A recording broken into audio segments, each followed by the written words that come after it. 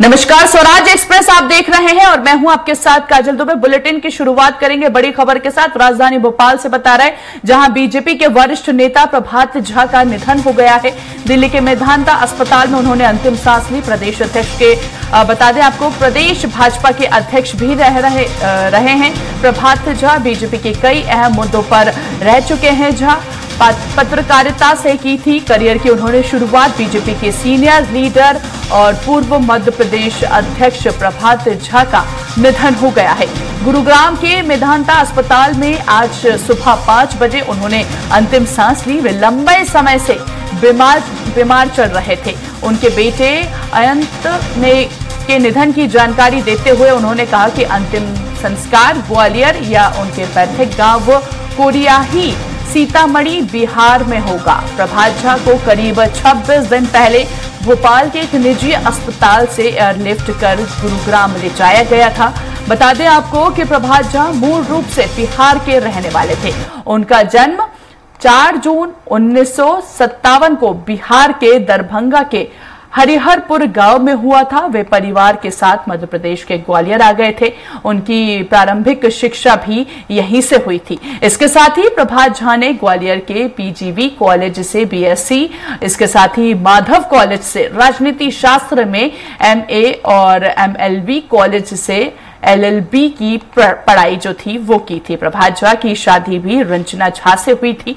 उनके 2 बेटे हैं, एक का नाम तुष्मुल झा है। शादी के बाद वे पत्रकारिता करने लगे थे और इसके साथ ही उन्होंने अपने करियर की शुरुआत की थी।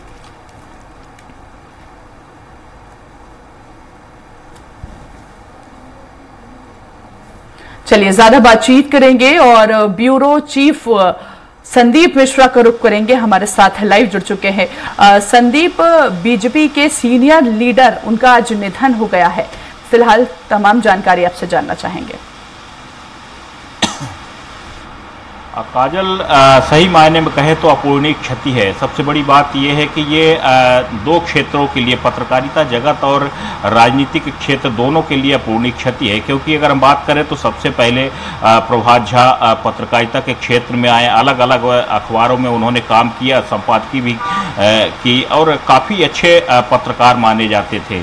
एक ज़माने में उनकी लेखनी की लोग काफ़ी मुरीद हुआ करते थे और उसके बाद फिर उन्होंने राजनीति का रुख किया और राजनीति के शिखर तक भी पहुंचे। क्योंकि मध्य प्रदेश भारतीय जनता पार्टी के प्रदेश अध्यक्ष रहे और एक कुशल संगठक के रूप में, प्रदेश अध्यक्ष के रूप में वो साबित हुए। मध्य प्रदेश में जिस प्रकार से भारतीय जनता पार्टी के संगठन को उन्होंने मजबूती दी, आज भी उसकी मिसालें दी जाती हैं। एक बात कही जाती है कि उन्होंने एक अपना मॉडल तैयार किया था मध्य प्रदेश में कि पूरे मध्य प्रदेश के अलग अलग जिलों में जिस प्रकार से उन्होंने अपनी टीम तैयार की थी, उसकी मिसालें आज भी दी जा सकती हैं।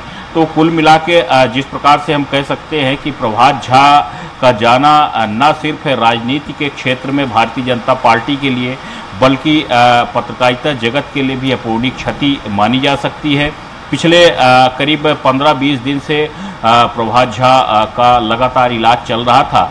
दिल्ली, पहले भोपाल में उनको भर्ती किया गया था, लेकिन जब भोपाल में उनका सही तरीके से यहाँ स्थिति स्पष्ट नहीं हुई तो फिर उनको दिल्ली एयरलिफ्ट करके ले जाया गया था और लगातार दिल्ली में पिछले लंबे समय से इलाज चल रहा था।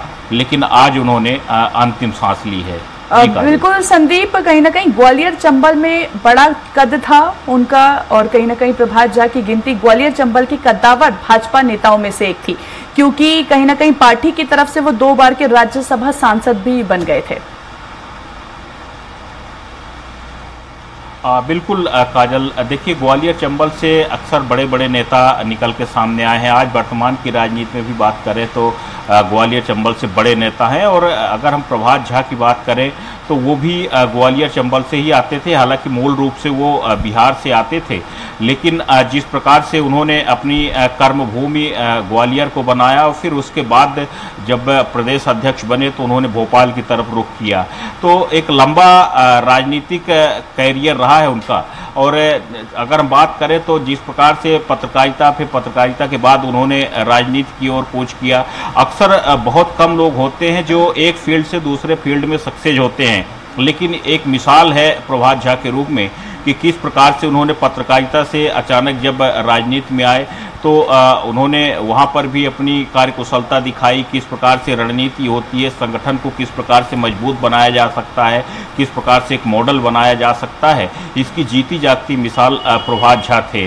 अक्सर अभी हमने देखा कि पिछले कुछ समय से, कुछ सालों से जरूर उनकी राजनीतिक सक्रियता कम हुई थी, या यूँ कहें कि वो कई बार अपने आप को खुद उपेक्षित महसूस करते थे।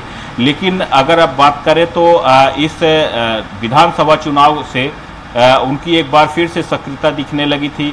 केंद्रीय गृह मंत्री अमित शाह जब मध्य प्रदेश के दौरे पर आए थे भोपाल, तो प्रभात झा के निवास पर भी उनसे मुलाकात करने गए थे, और प्रभात झा उसके बाद फिर विधानसभा के चुनाव में भी कई जगह उन्होंने सभाएं की। लोकसभा का चुनाव हाल में ही खत्म हुआ है, लोकसभा चुनाव के दौरान भी उन्होंने प्रचार किया। जी चलिए ठीक है संदीप, बने रहिए आप हमारे साथ। स्टेट एडिटर अजय त्रिपाठी जी भी हमारे साथ जुड़ गए।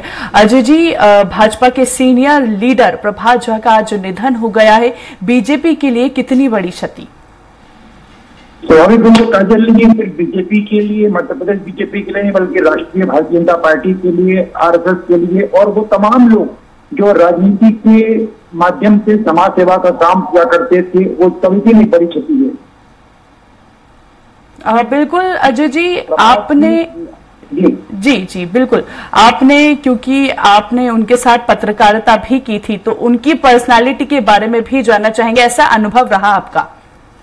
स्वाभाविक रूप से प्रभात झा उन पत्रकारों में थे जो पत्रकारिता को ओढ़ते थे, पत्रकारिता को बिछाते थे, पत्रकारिता में रम जाते थे।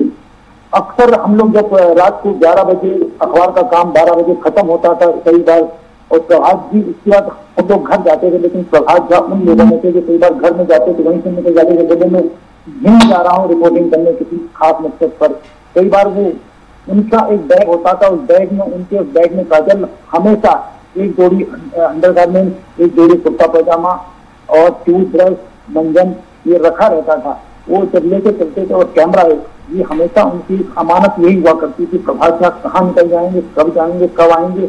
और वहां से लौटने की बात भी कभी ऐसा नहीं होता था कि प्रभात जी बाहर से रिपोर्टिंग कर या कुछ कवरेज करके लौटे और फिर घर के ले गए। सुबह 4 बजे भी अगर बस से उतरे तो सीधे रेलवे ट्रेन से उतरे तो सीधे ऑफिस आते थे, और वो खबर लिख करके, क्योंकि उस जमाने में हाथ से लिखी जाती थी खबरें कागज पर, उसके बाद कंप्यूटर पर दूसरे लोग टाइप किया करते थे, तो वो उनको करके उसके बाद ही घर जाते थे प्रभात जी। और प्रभात झा उसके बाद प्रभात जी का मैक्सिमम काम पत्रकारिता के अलावा दिन में पूरा समझ हो जाता था, इसका अस्पताल में भर्ती कराना, तो दिक्कत है, इसका ये दिक्कत है, तो वो प्रॉब्लम है। हमारे तमाम साथी हम लोग जितने होते थे वो, और कई बार प्रभात जी के पास एक लीना हुआ करती थी इस जमाने में, आज से 35-40 साल पहले इसकी पत्रकारिता में लीना भी बहुत बड़ी उपलब्धि होती थी। प्रभात जी पैदल चले जाते थे, हम लोगों को भी जाना होता था, तो हम लोग जूनियर बस अपनी लीना को देते थे, इसमें बैठ के चले जाओ, तो काम करके लाओ, कवरेज करके लाओ, रिपोर्टिंग करके लाओ। ये स्थिति है प्रभात जी की। स्वाभाविक रूप से पत्रकारों के लिए, पूरे मध्य प्रदेश के पत्रकारों के लिए एक बड़ी क्षति है। चलिए ठीक है अजय जी, बहुत बहुत शुक्रिया हमसे बातचीत करने के लिए। संदीप, आपका भी बहुत बहुत शुक्रिया हमसे बातचीत करने के लिए। तो देखिए, कहीं ना कहीं पत्रकारिता के साथ उन्होंने अपने करियर की शुरुआत की थी। आज बीजेपी के सीनियर लीडर प्रभात झा का निधन हो गया है और दिल्ली में उन्होंने अंतिम सांस ली। बता दें आपको, मध्य प्रदेश भाजपा के वरिष्ठ नेता प्रभात झा का आज निधन हो गया है। मेदांता में उन्होंने अंतिम सांस ली।